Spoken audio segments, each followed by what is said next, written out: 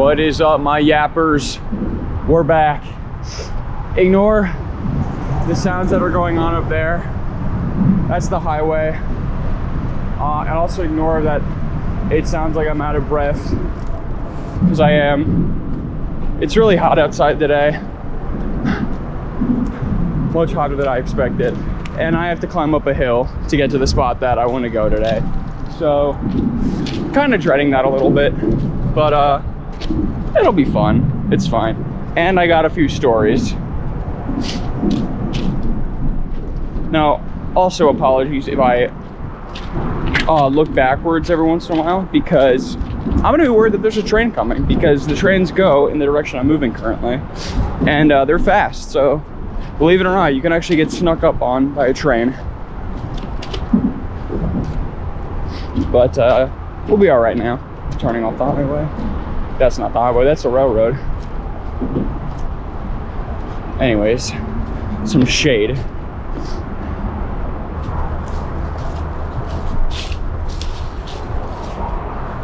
Oh, fuck.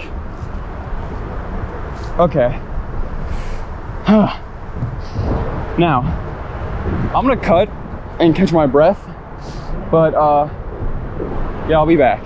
Okay, I'm not fully have my breath caught yet, but I had to film this because look at this little guy. I think those are millipedes, right? Or centipedes, something. Pretty cool on its own, right?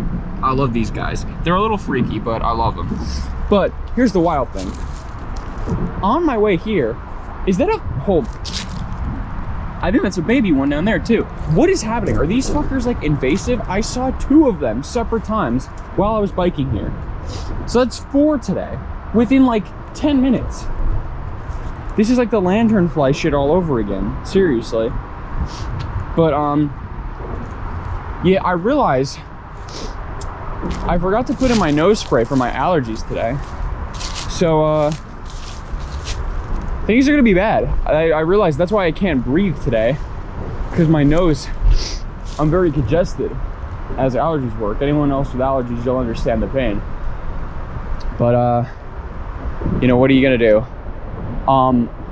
Okay, I'm gonna actually cut back properly. Okay, I climbed up to a spot with a nicer view, and my breath's somewhat back, thank God. But you're not gonna believe this. I frankly can't believe this, if I'm being honest. But when I turned the GoPro off, there was a 5th one, a 5th centipede, caterpillar, millipede, whatever the fuck it was, right? So I tried to find it online. Oh, don't fall to your death here. Yeah, so I tried to find it online, and nothing. I couldn't find what it's called. But I'm thoroughly convinced that these things are not from this earth, and they must be dealt with accordingly. Ow. Holy shit. Speaking of Earth seems to be pissed at me right now. The amount of thorns that are trying to go in my pants. Chill. But, oh yeah, and these fucking things. Yeah, I was right. So, there was a tree back there. I don't know if you caught a glimpse of it, probably. But it had, like, the ends of it like this were covered in spider webs. So I guess spiders are just going to be a running like theme of this series of mine, unfortunately. Who knows, maybe later down the line I'll befriend one. But okay, anyways. So I got a few topics I want to yap about today. First of all, my bike is being very weird right now. And I mentioned this before, I know, but I'm thoroughly convinced something's wrong with it, but I'm not sure. And I don't know if I ever am gonna be sure. Right, we have to climb the fence. God damn it, I'm gonna have to cut again. All right, we're back again. New record for most cuts in a video, probably. And if you're wondering about the fence that I mentioned, what fence? Anyways, so my bike is being weird, and you know, I can't tell if it's something actually wrong with it or if I'm just dumb, but it feels like it's off balance when I'm riding it. Like, it feels like it wobbles. And at first I thought the wheel was loose, which it was. I checked and the wheel was loose. But I tightened it up and it's still being weird, but just in like a different way now. And I'm someone that can ride with no hands, but now I absolutely can't get the hang of it on this bike, and I've done it for years, so I don't know what's happening with it. Granted, I haven't been on it like properly in a while. I guess I just lost my muscle memory, but still, something's wrong with it. Oh, another one, fantastic, look at that. Buggy, oh, sorry. Ugh. Anyways, that's topic number one. Topic number two is the long-awaited finale of the wrong calculus grade story that I brought up last time. And you know what? I'll tell it once I scale this boulder, because I kind of need to focus on my footing right now. Ow. Ow. Ow. Triple hit. Okay. So.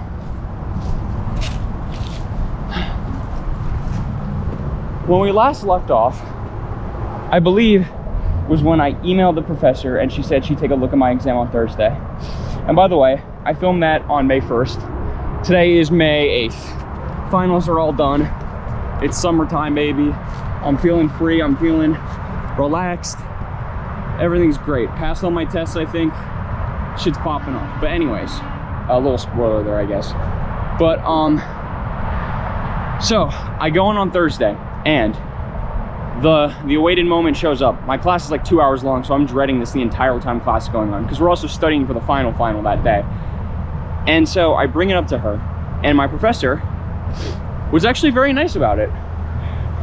Not to be anticlimactic, and it's pretty unexpected given everything I learned about her on Rate My Professor, but she was fairly nice. She explained that someone else had actually graded the paper, and the reason that she was a little like upset that I only gave it in so late was because they're graded by different people, so that you have to get it back as soon as possible, because it was a midterm, right? So something specifically with midterms, because I think they're outside of like the classes themselves, they get like sent to like states for grading or something.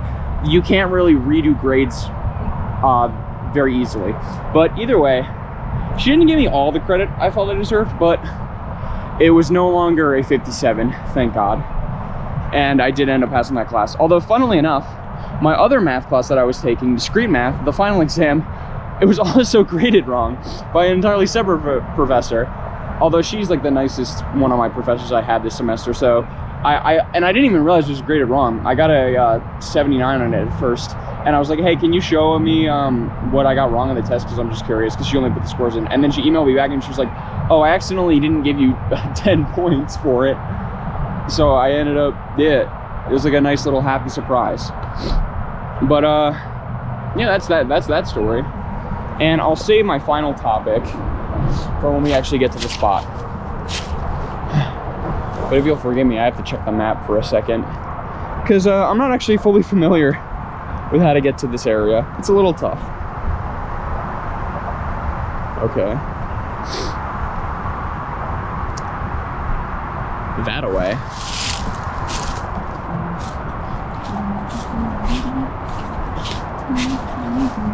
I hope I can actually make it there. That'd be a rough way. I didn't make it.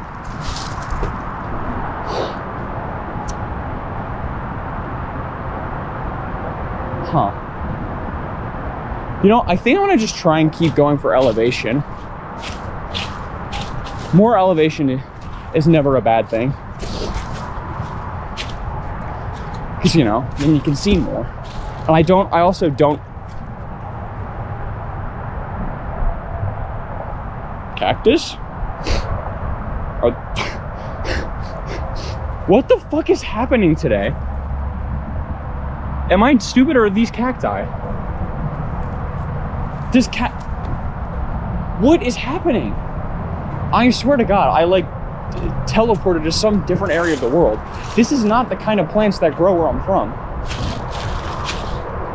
I guess evidently not. Watch, 15 minutes later, in this very video, I'm gonna be tumbling down this section of the mountain, and I'm gonna hit those fucking cacti, and I'm gonna die.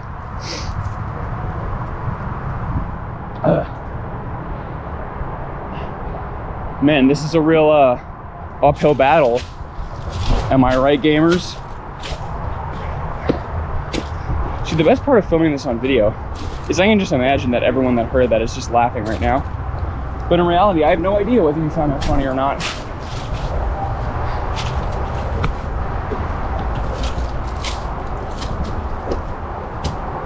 We move.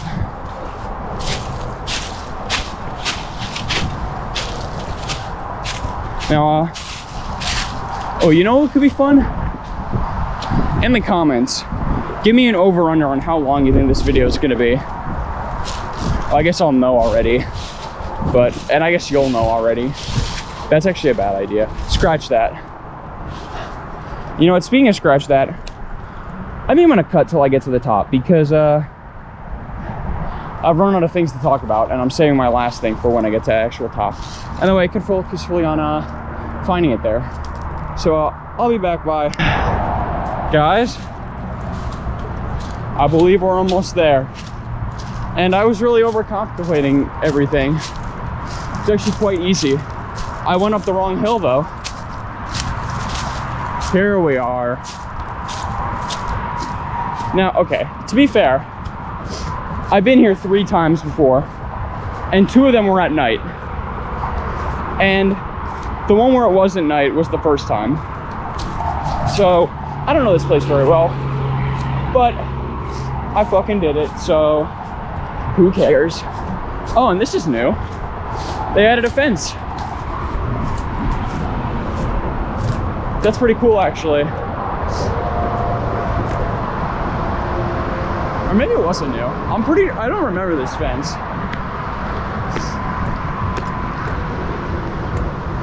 But anyways, you're out to see a hell of a view.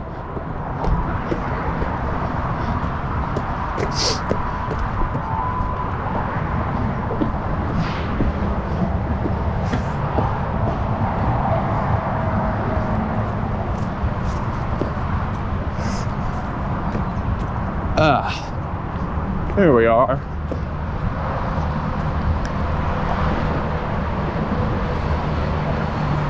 Told you.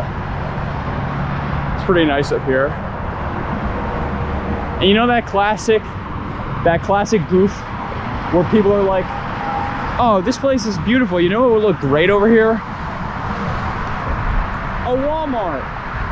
There actually is a Walmart over here. Right over in that direction. But anyways, it's time for the final thing I want to talk about. And some of you might have even guessed it already, given how big of news this is as I'm filming this. But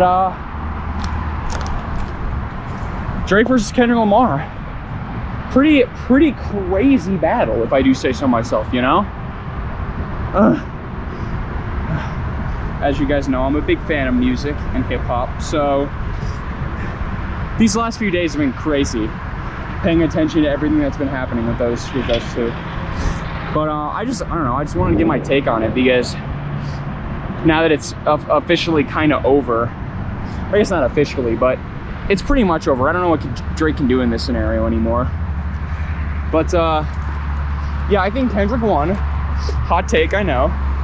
I was just so mesmerized by not only the tracks themselves, but just the way that the amount of mind games and like chess moves he pulled against Drake is ridiculous. Because, you know, it starts with a like that verse, right? And then Drake eventually responds with push-ups, as Kendrick probably predicted. And he gives him like a grace period to feel good about himself. So then Drake drops Tailor Made. And that one's not received really as well because of the use of AI. And then everyone's like, Kendrick, we need you come back, because Drake's on top of this moment. Boom, he drops Euphoria. Great warning shot. It's like the perfect amount of bumpable and still like hard-hitting disses. And it doesn't even scratch the surface with Drake. But then Drake, then 616 in LA drops, and I was like, oh, he's not done. He's got way more in the tank. And he really did. He gave him a proper warning. He said, you know, OVO's working for me. And then Drake did not take the warning. And so when Drake drops Family Matters, 30 minutes later we get Meet the Grams, and just it eviscerates him straight up. It's ridiculous. That track is like terrifying to listen to. It's really impressive. Everything from like the beat by The Alchemist to like Kendrick's vocal performance to just what it's about too, about like the OVO sex trafficking ring that he alleges, and like all the creepy allegations with minors that Drake has, and just him being a deadbeat dad and apparently hiding another kid. Now obviously all of it's still alleged as I'm filming this, but still. And then the one criticism that people were like, yeah, everyone was like, yeah, this is an amazing diss track, but it's not bumpable.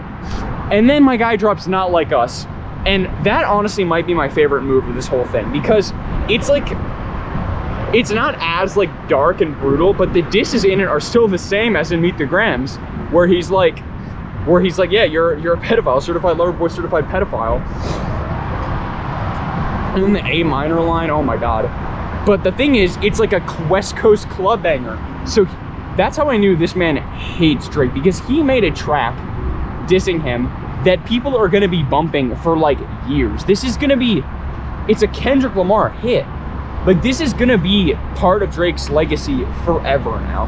And for the rest of his life, there's gonna be at least one person pretty much at all times saying Drake's a pedophile. Which it's not that it's undeserved given what we know he's done, but still, that's another level of hatred.